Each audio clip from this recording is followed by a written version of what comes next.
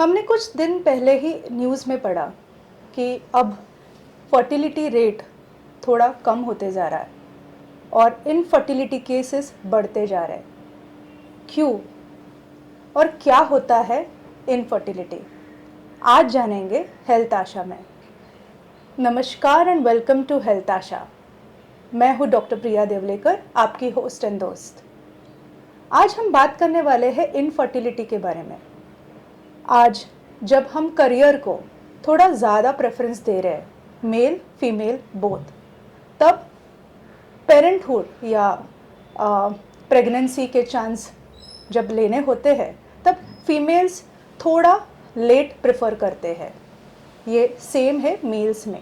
और हम ये भी देखते हैं कि हमारा लाइफस्टाइल, हमारे फूड हैबिट्स ये थोड़े चेंज होते गए। ये सब इम्पैक्ट करता है इस फर्टिलिटी रेट में। आज हम जानेंगे बहुत कुछ in terms of infertility and fertility from a health expert. We have today with us Dr. Sonali Taude. She is a practicing fertility specialist and gynecologist in Mumbai. She is the director of Aveta Fertility Clinic. She has been practicing fertility since last 12 plus years. It's her dream and passion to bring joy of parenthood to each and every couple. Madam, welcome to our show, and it is a privilege to have you on our show. Ma'am, आपने आपके talk में बताया कि IVF ये जो treatment में काफ़ी steps होते हैं, प्रोसेस होती है। क्या क्या स्टेप्स होते हैं, हमें अगर डिटेल्स में आप अपना हमारे दर्शकों को बताएंगे। IVF में जो 10 से 12 दिन के इंजेक्शंस होते हैं उसे हम IVF स्टिमुलेशन या ओवेरियन स्टिमुलेशन कहते हैं। उसके बाद जो एग रिट्रीवल या ओवम पिकअप का प्रोसीजर है वो किया जाता है। उसके बाद जो है वो लैब में प्रोसेस होता है, जिसे हम इन विट्रो फर्टिलाइजेशन या IVF ICSI जो इंट्रासाइटोप्लाज्मिक स्पर्म इंजेक्शन, इन दोनों में से कोई एक प्रकार से ट्रीटमेंट होता है, जिसमें ये स्त्री बीज और पुरुष बीज को साथ मिला के गर्भ बनाए जाते हैं। और जो एंड का पार्ट है एम्ब्रियो ट्रांसफ़र ये लास्ट पार्ट होता है ट्रीटमेंट का। आपने जैसे फर्स्ट प्रोसेस में बताया ओवरियन स्टिमुलेशन, जैसे ओवरीज होते हैं उसको स्टिमुलेट किया जाता है, क्या पर्पस होता है इसका? जैसे आप देखोगे, अगर नेचुरल साइकिल में हम किसी की सोनोग्राफी करते हैं तो उसमें हम 1 या 2 बीज बड़े हुए देखते हैं। तो अगर ये IVF में हमारी जो कोशिश होती है वो ये होती है कि ओवरी के अंदर उस साइकिल में जितने एग्स रिक्रूट हुए हैं या उस साइकिल में जितने एग्स हमें सेकेंड डे थर्ड डे पे दिखते हैं तो वो सारे के सारे बड़े हो, क्योंकि 1 या 2 एग के लिए आप IVF करना मुमकिन नहीं है। तो इसमें 10 से 12 दिन के जो इंजेक्शंस है उसमें ये ओवरी के अंदर इस तरह से एग्स जो है वो बड़े होते हैं। और जो सेकेंड स्टेप में फिर हम ये जो एग्स है उनको बूल दे के शरीर से बाहर निकालते हैं। ओवरियन स्टिमुलेशन में हमने सुना है कि हाइपर स्टिमुलेशन भी होता है, तो क्या होता है ये हाइपर स्टिमुलेशन? हाइपर स्टिमुलेशन मतलब जो ज़रूरत से ज़्यादा एग्स तैयार होना। ये जिनका AMH नाम का जो हार्मोन होता है वो अगर एक लेवल से ऊपर हो, या जिनको हार्मोन की तकलीफ है, जिसको हम PCOD बोलते हैं या पॉलीसिस्टिक ओवेरियन डिसीज या सिंड्रोम, तो उनमें ज़रूरत से ज़्यादा एग्स होते हैं, कई बार 25 से 30 एग्स हो सकते हैं। तो ऐसे केसेस में जब इतने सारे एग्स शरीर में तैयार होते हैं तो जो ओवरी से हार्मोन बनते हैं वो कई ज़्यादा मात्रा में बन सकते हैं और उसका असर शरीर के बाकी सिस्टम में हो सकता है। तो इसकी वजह से पेट में पानी होना, कभी कभी लंग्स के अराउंड, फेफड़ों के अराउंड भी पानी होना, ऐसे सीवियर कॉम्प्लिकेशंस भी हम देखे जाते हैं। बट अभी जो है लास्ट 5 इयर्स से हमने एक OHSS फ्री क्लिनिक इस टाइप का हमने ट्रीटमेंट अभी उसमें बनाया है कि ऐसे पेशेंट में जो ओवम पिकअप और एम्ब्रियो फॉर्मेशन है वो एक पार्ट में, और जो एम्ब्रियो ट्रांसफ़र है वो सेकेंड या थर्ड मंथ में हम करते हैं। तो ताकि ये कॉम्प्लिकेशंस अभी नहीं देखे जाते। क्या कोई मेडिसिन दी जाती है इसमें ओवरियन स्टिमुलेशन के लिए? ओवरियन स्टिमुलेशन के लिए नॉर्मली हम कुछ टैबलेट्स और इंजेक्शन का कॉम्बिनेशन होता है, but it is mainly injections. It is mainly injections. क्या ये पेनफुल होता है? इंजेक्शन का जो नॉर्मल एक इंजेक्शन अगर आप लेते हो तो जितना डिस्कम्फर्ट हो सकता है वो अच्छा, उसमें होता है। नेचुरली होता है। और जब इंजेक्शन से एग्स बढ़ने लगते हैं तो हल्का सा पेट में हेवीनेस होना भी नॉर्मली एक्सपेक्टेड है।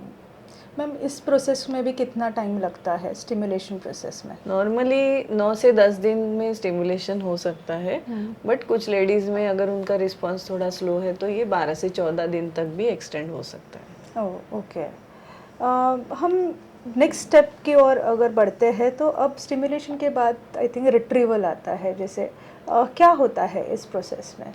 रिट्रीवल में ऐसे होता है कि हम सोनोग्राफी से गाइडेड ये प्रोसेस होता है। जब आप वजाइनल सोनोग्राफी जिस तरह से करते हैं उसी प्रोब को एक नीडल अटैच होता है, एक सुई अटैच होती है। तो वो जो प्रोब है वो वजाइनली आप ओवरी तक उससे पहुंच पाते हैं और ये जो एग्स है उससे हम रिट्रीव करते हैं। तो ये जो एग्स निकालने की प्रोसेस है उसे हम ओवम पिकअप बोलते हैं। और ये प्रोसेस जो है ये एक शॉर्ट एनेस्थीसिया दे के होती है। अच्छा। ये लगभग 15 से 20 मिनट की प्रोसेस है, तो जिसमें आपको ओवरनाइट हॉस्पिटल में रुकने की ज़रूरत नहीं है। आप सुबह आके एडमिट होके ये प्रोसेस होने के बाद शाम तक आप घर जा सकते हो। कई बार लेडीज़ दूसरे दिन अपने ऑफिस में भी जा सकते हैं। ओह, ऐसे कितने एग्स अगर होते हैं तो ये सक्सेसफुल होता है रिट्रीवल? नॉर्मली वी से कि कम से कम 8 से 10 एग्स अगर है तो आईवीएफ में सक्सेस आने के चांसेस ज़्यादा है। जिनमें 5 से कम एग्स मिलते हैं उनमें ये सक्सेस रेट कम हो सकता है। ओके। इस प्रोसेस के बाद क्या नॉर्मल इंटरकोर्स या ये सब कर सकते हैं पेशेंट्स? एग रिट्रीवल के बाद हम 3 से 5 दिन उनको एडवाइस करते हैं कि इंटरकोर्स मत करो, क्योंकि ये थोड़ा पेनफुल हो सकता है। हाँ, अच्छा, ये तो ये पेनफुल है। अच्छा, ओके। इसके कोई साइड इफ़ेक्ट्स है? जनरली ये प्रोसेस होने के बाद ओवरी के जो फॉलिकल से हमने एग निकाले हैं वहाँ पे थोड़ा पानी जमा हो जाता है। तो ये ओवरीज की साइज जो है वो श्रिंक होने में या कम होने में थोड़ा उनको टाइम देना पड़ता है, जो 7 से 14 दिन तक हो सकता है। बट जब तक वो लेडीज़ को अगला पीरियड आता है तब तक ये ओवरीज की साइज में काफ़ी श्रिंक होती है, तो तब तक उनका ये जो डिस्कम्फर्ट है वो काफ़ी हद तक चला जाता है। ओके। अब बढ़ते हैं मैम नेक्स्ट स्टेप जिसमें फर्टिलाइजेशन होता है। कैसे किया जाता है फर्टिलाइजेशन? क्या वो वो फैक्टर्स होने चाहिए ताकि वो फर्टिलाइज हो? इसमें 2 टाइप की ट्रीटमेंट्स होती है। एक होता है कि प्लेन आईवीएफ जो इन विट्रो फर्टिलाइजेशन है, जिसमें ये शुक्रकंड और श्रीबीज इनको साथ में रखा जाता है।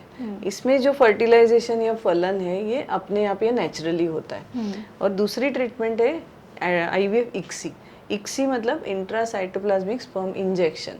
तो इसमें जो मैन्युअली स्पर्म सिलेक्ट करके वो एक एक श्रीबीज के अंदर डाला जाता है। तो this is a little higher and process you can say. इसमें फर्टिलाइजेशन रेट जो है वो ज़्यादा होता है, लगभग 60 से 80%। मतलब अगर आपके 10 एग्स है तो उसमें से अगर क्वालिटी वाइज देखोगे अच्छी क्वालिटी के स्पर्म और एग्स है तो 6 से 8 गर्भ बनने चाहिए। आईवीएफ में फर्टिलाइजेशन रेट जो है वो अनप्रेडिक्टेबल हो सकता है, कभी कभी 60-70% तक जा सकता है, या कभी कभी अनएक्सपेक्टेडली उसमें 10 में से समझो 2 या 3 ही एम्ब्रियो बने, ऐसे भी हो सकता है। सो ये 2 टाइप की ट्रीटमेंट्स होती है जो फर्टिलाइजेशन के लिए हम कर सकते हैं। आपको कब पता चलता है, कैसे पता चलता है कि फर्टिलाइजेशन हुआ है? I mean how do you जज दैट? जनरली आईवीएफ या इक्सी करने के बाद जो 24 घंटे के बाद 18 से 24 घंटे के बाद हम ये एग्स को वापस ऑब्जर्व करते हैं और उसमें हमें कुछ चेंजेस ऐसे दिखाई देते हैं कि जिससे पता चलता है कि कौन से श्रीबीज है जिनमें से गर्भ हमें बने हैं। नॉर्मल ये फर्टिलाइजेशन रेट 60-70% तक होना चाहिए। हम नेक्स्ट स्टेप के और अगर हम बढ़ते हैं तब होता है ट्रांसफ़र, एम्ब्रियो ट्रांसफ़र। कैसे किया जाता है ये प्रोसीजर और क्या प्रोसेस है उसका? ये जो एम्ब्रियोज है इनको आईवीएफ लैब में सुपरवाइज किया जाता है। 3rd डे पे जब हम देखते हैं, समझो किसी का मंडे को ओवम पिकअप हुआ है या एग रिट्रीवल हुआ है, तो 3rd डे आता है थर्सडे को। तो उस दिन ये गर्भ जो है जितने बने हैं उनको चेक किया जाता है, उनकी क्वालिटी वाइज ग्रेडिंग करी जाती है।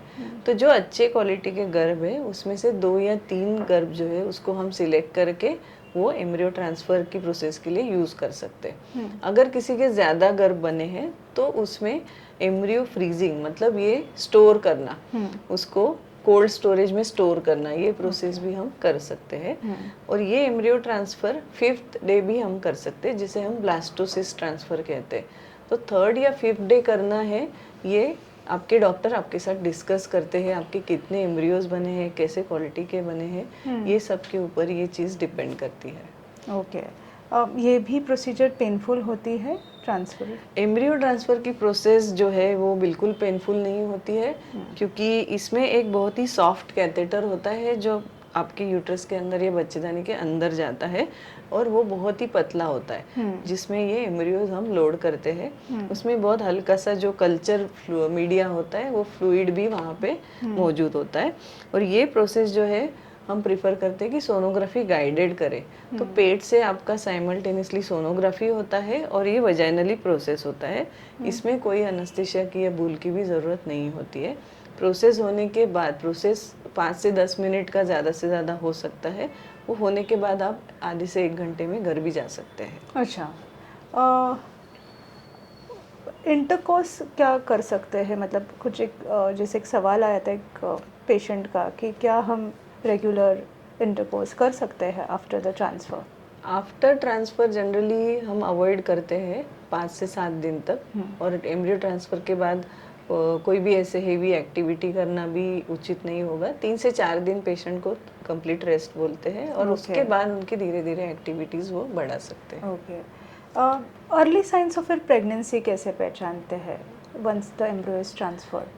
कई पेशेंट को जो पेट में थोड़ा हेवीनेस फील होता है, उनको उल्टी मतली जैसा कुछ फीलिंग्स आते हैं। तो ये सब सिम्टम्स उसमें हो सकते हैं, बट जनरली सिम्टम्स के ऊपर हम कोई भी पेशेंट को कंफर्म नहीं बोल सकते कि उनको प्रेगनेंसी हुई है नहीं है। जब तक हम ब्लड टेस्ट से चेक नहीं करते तब तक ये एडवाइजेबल है कि उसके ऊपर कमेंट ना करें। ओके। अगर फिर भी एम्ब्रियो ट्रांसफ़र के बाद अगर प्रेगनेंसी नहीं हो पाई तो क्या एडवाइस देते हैं? और कुछ पेशेंट्स में जैसे हमने कहा कि 40 से 60% हमारा सक्सेस रेट अगर होता है, तो अगर कोई पेशेंट को नहीं प्रेगनेंसी हुई तो उनमें क्या फैक्टर्स हो सकते हैं, ये सब चीज़ें हमें वापस से उनको डिस्कस करना चाहिए। आईवीएफ के बाद हमें पहली बार जो श्रीबीज होते हैं उनकी क्वालिटी या एग की क्वालिटी पता चलती है, जो अब तक हमें नहीं पता थी। तो उस चीज़ में अगर हमें कोई फैक्टर पता चला है तो उसके ऊपर हमें और मेहनत लेनी पड़ेगी। किसी का अस्तर में प्रॉब्लम हो सकता है, तो उसमें हिस्ट्रोस्कोपी नाम की एक दूरबीन जांच होती है, वो करके हम उनके चांसेस इम्प्रूव कर सकते हैं। जिन पेशेंट के एम्ब्रियोज हमने स्टोर करके रखे हैं उनको वो स्टोर किए हुए एम्ब्रियोज से वापस एक चांस लेना उचित होता है, क्योंकि उसमें उनको वापस से सब इंजेक्शंस लेने की ज़रूरत नहीं होती है, उनके गर्भ बनाए हुए हैं और वो स्टोर किए हुए हैं। तो वो ट्रीटमेंट भी काफ़ी सफल और उसे सिंपल होती है। फ्रोज़न ट्रांसफ़र और फ्रेश ट्रांसफ़र दोनों में आजकल इक्वली सक्सेस रेट पाया जाता है। दोनों में भी इक्वली रेट। हमने जाने सारे इन डिटेल्स ईच प्रोसेस कि क्या होता है आईवीएफ, इन विट्रो फर्टिलाइजेशन, हमारे हेल्थ एक्सपर्ट डॉक्टर सोनाली के साथ। मैडम, आप आए और आपने इतने अच्छे से हमें बताया कि ईच प्रोसेस में कितना केयरफुल रहना पड़ता है, ईच प्रोसेस भी कितनी डिटेल्ड होती है। और थैंक यू, आप आए और हमारे दर्शकों के लिए ये महत्वपूर्ण इन्फॉर्मेशन दी। हमारा यही प्रयास है हेल्थ आशा में, और ये जारी रहेगा। आपकी साथ की ज़रूरत है।